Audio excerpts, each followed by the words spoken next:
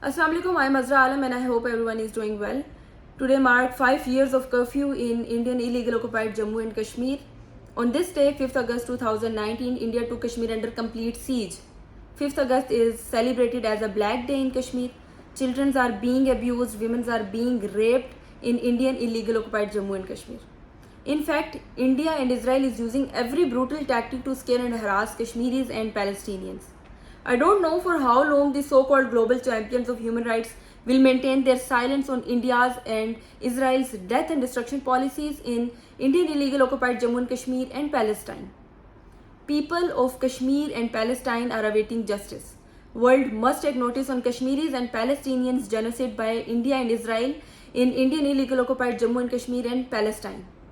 We stand with brave and resilient people of Indian illegal occupied Jammu and Kashmir and Palestine in their struggle for the right to self-determination, and we pay tribute to the martyrs of Kashmir and Palestine for their supreme sacrifices.